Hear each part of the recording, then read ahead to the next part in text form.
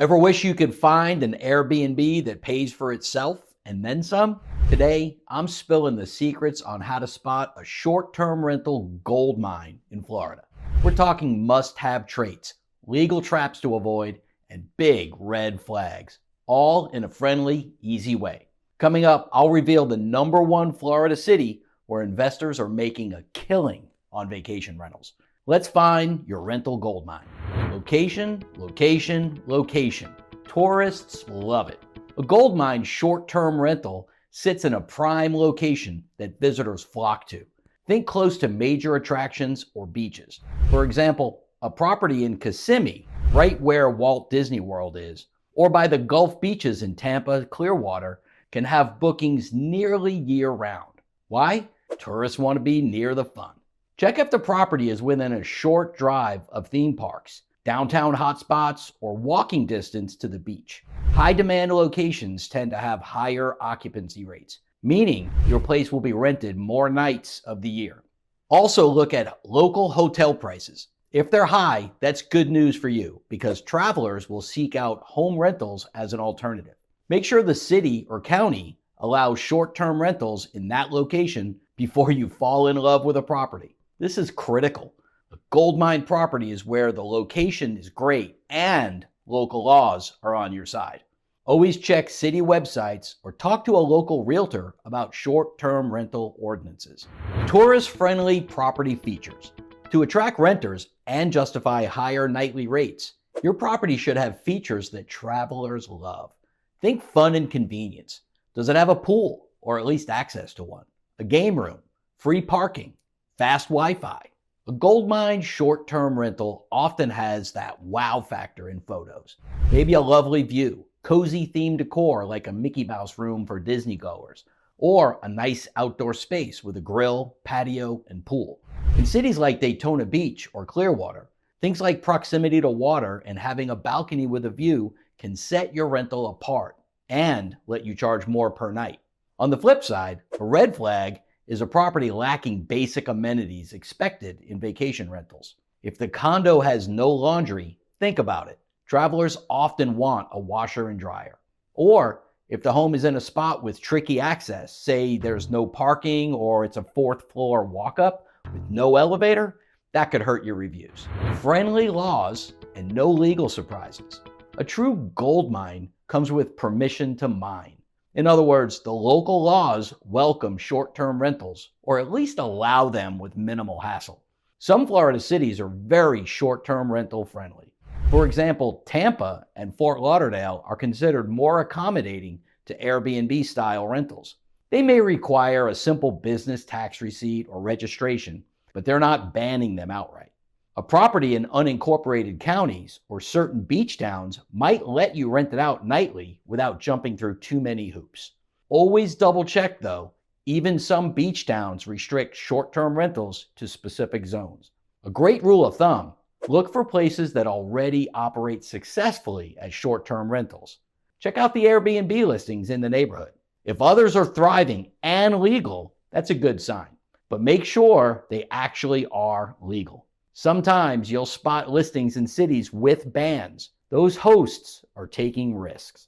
A smart investment in short-term rentals is a legal short-term rental. No one wants the nightmare of an ordinance officer shutting down your rental business after you've invested tens of thousands of dollars. Solid numbers and cash flow projections. Here's where a lot of new investors slip up. They think breaking even is a win.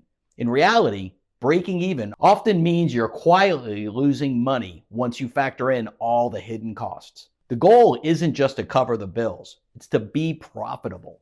A great short-term rental has financial proof and return on its side. This means when you estimate the income and subtract the expenses, the deal still shines. High occupancy potential. Check sites like AirDNA or Mashvisor for occupancy rates in the area. A gold mine city like Davenport, Florida, which is near Disney, often has high occupancy rates. Some hosts report 70% or more booked nights. Meanwhile, Fort Walton Beach rentals average around 43 or 47% occupancy, which might sound low, but their daily rates are high enough for them to have a great yearly return. Aim for locations with year-round draw like theme parks, event centers, or medical cities, so you're not only full during short-term peak season. Factor in all of the costs: cleaning fees, management fees if you use a property manager, supplies, utilities, insurance, and taxes. Florida has tourist development taxes in many counties, usually 5 or 6% on the rent, plus state sales tax on short-term rentals. Insurance matters too. A regular homeowner's policy might not cover short-term rentals. You may need a specialized STR policy or add some endorsements, often costing more. Florida homeowners already pay high insurance on average, about $5,700 a year statewide. And adding commercial liability for short-term rental can really bump that up. Bottom line, run the math carefully and look for profit margins that remain after every single cost. Remember, coming up soon, we'll show you the Florida city that all the investors are flocking to. Stay tuned. Friendly neighbors and HOA, or hopefully none at all. The best short-term rental investments either have no HOA or a vacation-friendly HOA. If the property is in a condo or community, read those HOA bylaws with a fine-tooth comb. A good property's HOA will explicitly allow short-term rentals and even be designed for it. Some of the resort communities in Orlando cater to vacation rentals. If you see rules like minimum rental period 30 days or no rentals for the first year of ownership, that's a red flag. Even if legally allowed, consider if the neighbors are friendly to having a rental next door. Some areas with a lot of vacation rentals, like parts of Kissimmee, Davenport, or condo complexes in Daytona, they're used to it, so it's really not a big deal. But if you buy in a quiet suburb and start an Airbnb, the neighbors might complain about cars or noise. Florida cities like Miami Beach have had issues with party rentals disturbing neighbors, leading to crackdowns. You typically want a place zoned or traditionally used for tourism, so you're not battling the people next door on every stay. Hurricanes and insurance preparedness. Let's face it, Florida gets hurricanes and tropical storms. A property that's a secure investment will have features like storm shutters or impact windows, so you and your guests are safer and your insurance costs might be a little less. Check the flood zone. Being in a low-risk zone, the X zone, is a huge plus because it means flood insurance isn't required. If the home is waterfront or in a high-risk zone, factor in flood insurance. The average is about $865 a year in Florida, but can climb to $4,000 or more in some coastal zones. Florida's property insurance is a beast on its own. Make sure you can get proper short-term rental insurance. If it only makes money by skimping on coverage, that's not a gold mine, that's a gamble. Know why you're buying. Another overlooked trap: buying just to have a vacation spot for yourself. A lot of people want a short-term rental that they can use part-time and then offset the cost by renting it out.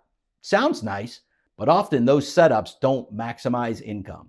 If your goal is a true investment gold mine, treat it like a business first and a personal getaway second, or not even at all. So, after all the numbers, laws, features, and red flags, what's the city that rises above the rest? Investors love it, with year-round bookings, sky-high occupancy, and that perfect balance of location and profit. Drum roll, please. It's Davenport, Florida.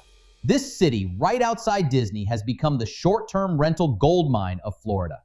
If you're ready to pull the trigger on buying a short-term rental in Davenport or any other area in Central Florida, let's talk. Here's the conclusion. The recipe for short-term rental success in Florida isn't complicated. Great location, happy tourists, legal peace of mind, solid property, numbers that actually profit, and neighbors who won't fight you at every turn. Remember, don't just aim to break even. That's the fast track to losing money. Instead, aim for real profit and treat it like the business it is. Before you go, I have 2 freebies for you that'll make your investing journey easier. The first is our Sunshine State Handbook, a super helpful guide about moving to and investing in Florida. Scan the QR code on the screen to get your free copy. But if you're really ready to make that Airbnb dream a reality, give me a call. I actually answer the phone, believe it or not, and I'm here to help with any questions you may have. Call or text the number on the screen now. Thanks for watching. If you learned something new, hit that like button and subscribe for more Florida Insider tips. This has been the Florida Real Estate Insider. I'm still Tom McNamara. See you in the next video.